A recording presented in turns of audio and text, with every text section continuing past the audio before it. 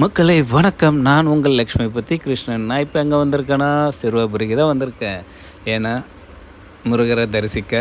சிறுவாபுரினாவே ஒரு ஸ்பெஷலுங்க எல்லாருக்குமே. இப்போது இருக்கிற ஜென்ரேஷன் எல்லாருமே வந்து சிறுவாபுரினாவே எல்லாருமே நானும் வரேன்னு சொல்லிட்டு வீட்டில் எல்லாருக்கிட்டேயுமே சண்டை போட்டு நானும் வரேன், என்னை கூட்டிகிட்டு போங்கன்னு. அந்த மாதிரி சிறுவாபுரி முருகர் ரொம்ப பிரபலமாயிட்டாங்க.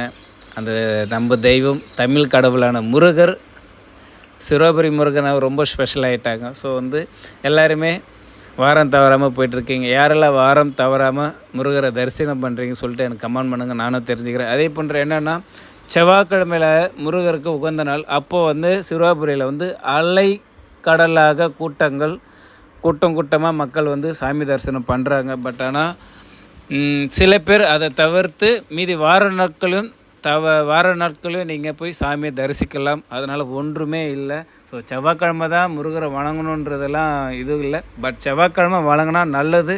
பட் ஆனால் சில பேரால் பார்க்க முடியல, ஏன்னா கூட்டம் அதிகமாக இருக்குது, குழந்தைங்களெல்லாம் கூட்டிகிட்டு போக முடியலன்னு.